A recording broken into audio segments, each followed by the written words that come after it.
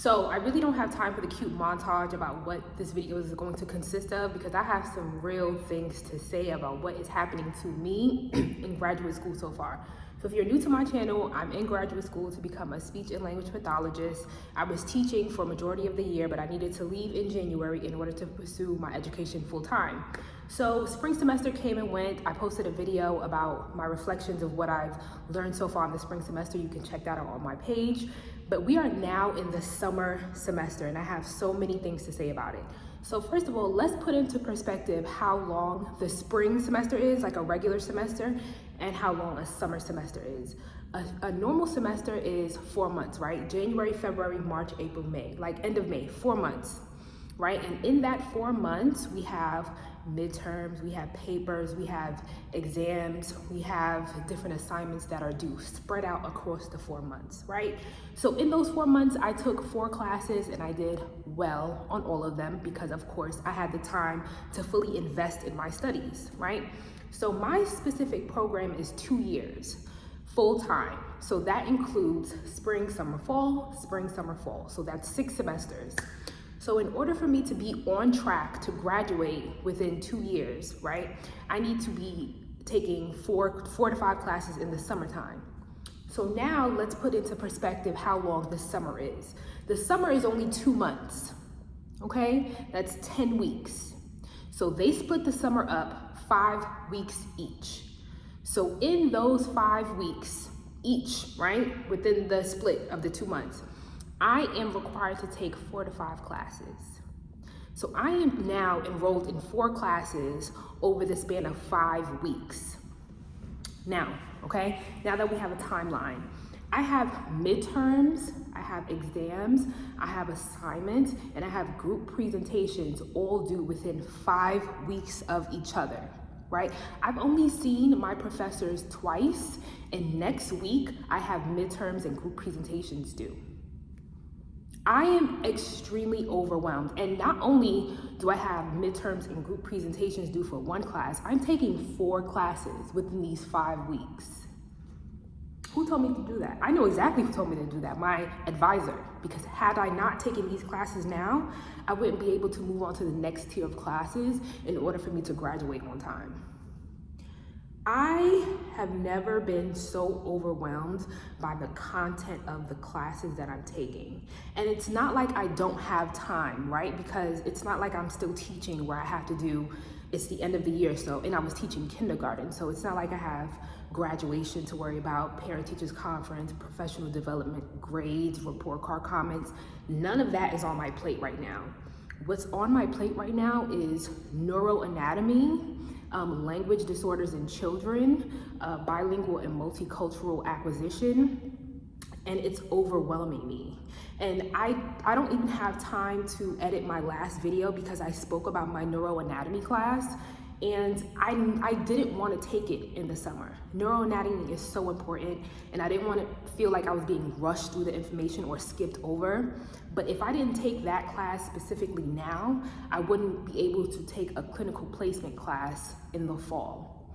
When I tell you all I heard this professor say was temporal lobe, western aphasia, and right and left hemisphere of the brain, that's all I got. I've seen this lady once. Next week is the midterm. This is insane. And in my language acquisition, my children's disorders class, we had to get a language sample of a child who has a language disorder. We had to transcribe it. I have to have a presentation on athetoid cerebral palsy, right? And this is all due next week. Okay, I am extremely overwhelmed with the content. Like, I've never in my life have been so fatigued by reading. I'm reading so much research. I'm like coordinating with my partners because it's 4 different presentations. I have a presentation in each class, and it's group presentations. So I'm coordinating with people when we can meet. I'm working with other people. I'm trying to meet other people's schedules. It's so much work. It's so much work, and I feel so bad that I'm having to skip over, not even skip over, be rushed through neuroanatomy. But luckily for me, my phonology teacher, she said that I should start like a study sheet, because at the end of my program, when we take the praxis, I need something to study through. And of course, I'll buy a necessary text. But I'm taking what she's putting on the Google Slides. She uploads the lectures, and I'm writing down what she says on the lectures. Like during the lecture when she's teaching, I can't even focus because she's running through it. After class is finished, I'll go through the slides and I'll write down all the important information. But it's just so much work. It is so much work. And I'm thankful that like I have the privilege to just focus on school, but I couldn't even imagine having to be responsible for a class and responsible for all of these classes. My brain would be spread so thin. Like it would be ridiculous. Right now, I am on campus. My class starts in about 45 minutes. I have my children's disorders class, but I need to finish this presentation because my partner and I want to submit the presentation due today. It's due tomorrow. We have to present it tomorrow, but we want to submit it today. So that's what I'm doing. And I'm trying to take deep breaths. I'm trying to have these vlogs up, and I apologize that my vlogs haven't been consistent, but I've just been doing so much work. I've also been trying to write. I have a Substack that I'm gonna post below. I have a blog that I'm gonna post below, and I would love for you to check out some of my writing. I've been practicing, but I have just been overwhelmed with work. Grad school is not for the weak. Grad school is not for those who cannot communicate, who do not have good time management, and who do not work good under stress. Because not only did I have to worry about my classes now, I had to enroll in the fall, right? And then I'm applying to different jobs that will work around my school schedule. And it's just so much. It's just so much. But this is a choice.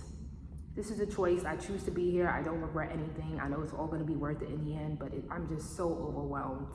And I know for a fact that I'm going to have to go back and do maybe a neuroanatomy refresher course, because there's no way. I want to be in the medical side of being an SLP for a little bit because I've been in the classroom for so long, but there's no way I'm going to be in a hospital and not know how like the body works or the brain works or what I should be looking for during assessments.